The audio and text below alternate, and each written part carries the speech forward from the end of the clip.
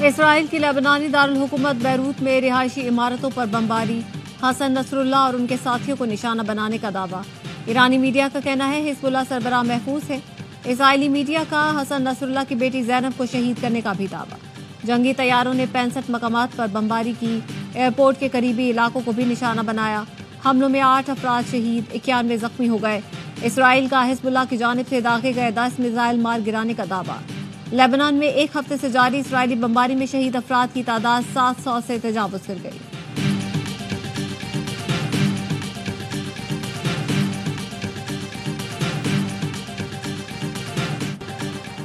ایران کے supreme leader آیت اللہ علی خامنائی نے سلامتی کونسل کا ہنگامی اجلاس طلب کر لیا۔ آیت اللہ خامنائی کے مشیر علی لاریجانی کا کہنا ہے اسرائیل نے سرخ لکیر عبور کر لی ہے، صورتحال انتہائی سنگین ہو چکی۔ حزب اللہ سربراہ کی ہلاکت کی صورت میں متبادل قیادت تحریک چلانے کے لیے تیار ہے۔ امریکی وزیر خارجہ نے مشرق وسطیٰ کا تنازع مذاکرات سے حل کرنے پر زور دیا۔ امریکی صدر نے امریکی افواج کو فوری طور پر ضروری اقدامات کی ہدایت کر دی۔ آسٹریلوی وزیر خارجہ کا کہنا ہے لبنان کو غزہ نہیں بنایا جا سکتا۔ سلامتی کونسل کے اجلاس میں سیکرٹری جنرل انتونیو گوتریش نے غزہ اور لبنان میں فوری جنگ بندی کا مطالبہ کیا۔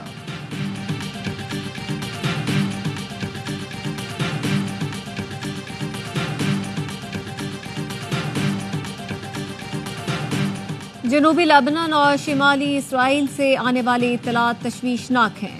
اسرائیل لیبنان کشیدگی کا حل صرف سفارتکاری میں ہے۔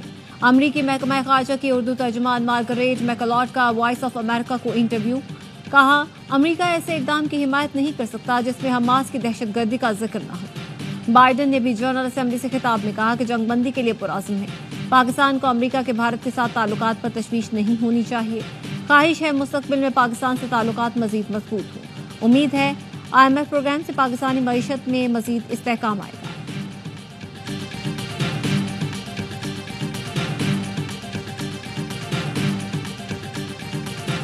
یمنی فوج کا بحیرہ احمر میں امریکی بحریہ کے جنگی جہازوں پر بڑا حملہ کرنے کا دعویٰ۔ یمنی افواج کے ترجمان بریگیڈیئر جنرل یحییٰ ساری کا کہنا ہے تازہ حملے میں 3 امریکی ڈسٹرائرز نشانہ بنائے گئے جو اسرائیل کی مدد کے لیے مقبوضہ علاقوں کی جانب بڑھ رہے تھے۔ حملے اس وقت تک جاری رہیں گے جب تک تل ابیب غزہ پر حملے بند نہیں کر دیتا اور فلسطینیوں کو امداد نہیں پہنچائی جاتی۔ پی ٹی آئی کی راولپنڈی لیاقت باد کے باہر احتجاج کی تیاری، وزیر اعلیٰ کے پی کی قیادت میں قافلہ سوابی کی جانب روانہ۔ انتظامیہ نے راولپنڈی، جہلم، چکوال اور اٹک میں دفعہ 144 نافذ، چاروں اضلاع میں جلسے جلوسوں پر پابندی لگا دی۔ پولیس نے مری روڈ اور اندرون شہر سے لیاقت باغ آنے والے راستے بند کر دیے۔ میٹرو بس اور موبائل فون سروس معطل۔ علی امین گنڈاپور کہتے ہیں ہر رکاوٹ عبور کر کے راولپنڈی جائیں گے، آگے دمادم مست قلندر ہونے والا ہے، ہر چیز کا سامنا کرنے کے لیے تیار ہے۔ پنجاب حکومت جو کر سکتی ہے کر لے، ہم ڈرنے والے نہیں۔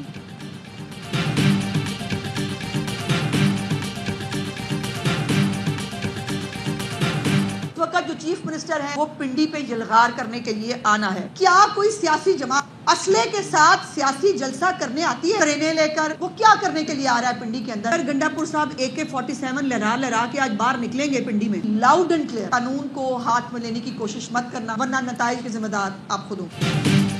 علی امین گنڈاپور راولپنڈی پر یلغار کرنے آ رہے ہیں، حالات خراب کرنے اور قانون ہاتھ میں لینے کی کوشش مت کرنا ورنہ ذمہ دار آپ خود ہوں گے۔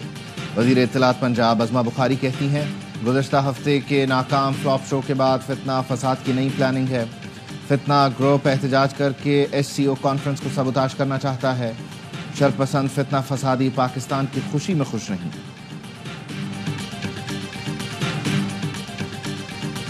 پاکستان کو ٹیکس کا منصفانہ نظام درکار ہے، تمام شعبہ جات کو حصہ دار بنانا ضروری ہے، انسداد منی لانڈرنگ فریم ورک پر سختی سے عمل درآمد جاری رکھنا ہوگا، سرکاری اداروں کے نقصانات کو روکنا ہوگا، گورننس بہتر بنانا ہوگی۔ IMF نے پاکستان کے ساتھ $7 ارب قرض معاہدے کی تفصیلات جاری کر دی، جس میں کہا گیا ہے کہ پاکستان میں اصلاحات کا عمل سختی سے جاری رہنا چاہیے، توانائی کی اصلاحات پر عمل درآمد ضروری ہے، توانائی کی قیمتوں سے متعلق ایڈجسٹمنٹ بروقت کرے، پاکستان محصولات بڑھانے کے لیے کوششیں جاری رکھے، تمام شعبہ جات کی پیداوار کو بڑھانا ہوگا۔ پاکستان کو IMF سے $1 ارب 2 کروڑ 69 لاکھ کی پہلی قسط موصول ہو چکی۔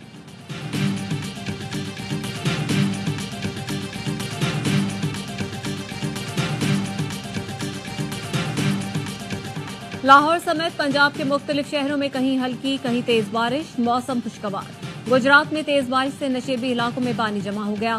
سیالکوٹ، اوکاڑا، حافظ آباد میں بھی بادل جم کر برسے۔ کئی علاقوں میں بجلی کی فراہمی معطل۔ حجرہ شاہ، مقیم، جڑاوالا، چونیا، رنالہ خرد میں بھی بارش۔ کشمیر اور گلگت بلتستان میں بھی مزید بارش کی پیشگوئی۔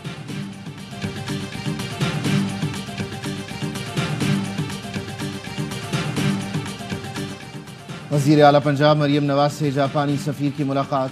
مریم نواز نے کہا پاک جاپان بہترین تعلقات کو وسعت دینے کے لیے پرعزم اور دو طرفہ تجارتی حجم بڑھانے میں دلچسپی رکھتے ہیں۔ تعلیم، صحت اور شہری سہولتوں کی بہتری میں جاپانی تعاون لائق تحسین ہے۔ پنجاب میں تعلیم، صحت اور توانائی میں سرمایہ کاری کے بڑے مواقع ہیں۔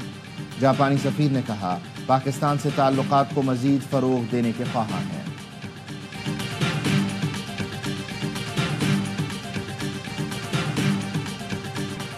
مشال ملک کا وزیر اعظم کے جنرل اسمبلی میں خطاب کا خیر مقدم۔ کہا شہباز شریف نے بھارت کی کشمیر میں دہشت گردی کو دنیا کے سامنے بے نقاب کیا۔ عالمی برادری کو مسئلہ کشمیر پر نوٹس لینا چاہیے۔ بھارت دنیا کی سب سے بڑی ریاستی دہشت گردی کر رہا ہے۔ مقبوضہ کشمیر میں فاشسٹ حکومت کشمیریوں کی نسل کشی کر رہی ہے۔ اکھنڈ بھارت کا بیانیہ پورے خطے کو جنگ کی لپیٹ میں لے جا سکتا ہے۔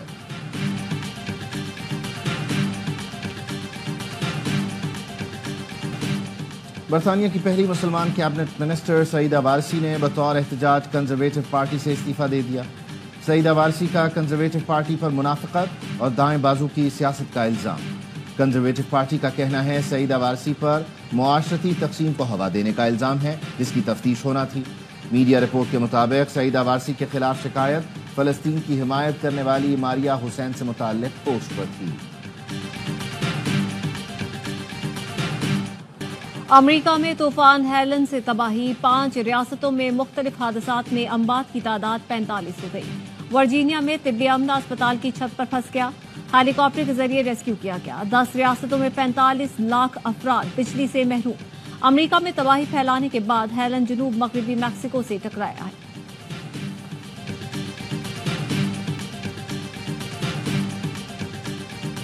Chairman P C B Mohsin Naqvi کی زیر صدارت اہم اجلاس، چیمپئنز ٹرافی کی تیاریوں کا جائزہ لیا گیا۔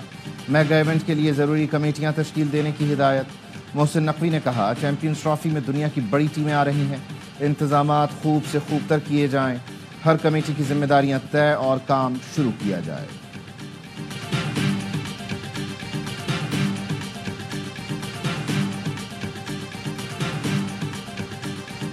فیصل آباد میں بارش کی وجہ سے چیمپئنز کپ کا دوسرا ایلیمنیٹر منسوخ۔ لیگ مقابلوں میں 3 کامیابیوں کی بدولت مارکوز کو فائنل میں رسائی مل گئی۔ لیگ مرحلے میں صرف ایک فتح کی وجہ سے لائنز ایونٹ سے باہر ہوئے۔ کل فائنل میں پینتھرز اور مارکوز ٹکرائیں گے۔ ایونٹ کے تمام میچ اسپورٹس پر براہ راست۔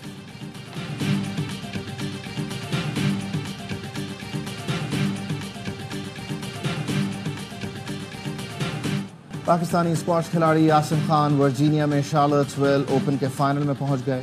سیمی فائنل میں میکسیکن حریف کو اسٹریٹ سیٹ میں آؤٹ کلاس کر دیا۔ فائنل میں عاصم کا ٹکراؤ برطانیہ کے نیک وال سے ہوگا۔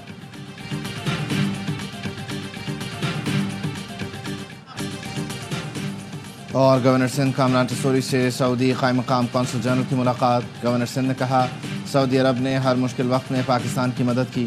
دونوں ممالک اسلامی اخوت کے لازوال رشتے سے منسلک ہیں۔ سعودی قائم مقام قونصل جنرل نے کہا پاکستان سے تعلقات کو خصوصی اہمیت دیتے ہیں۔ ملاقات میں MKM رہنما مصطفیٰ کمال اور انیس قائم خانی بھی موجود تھے۔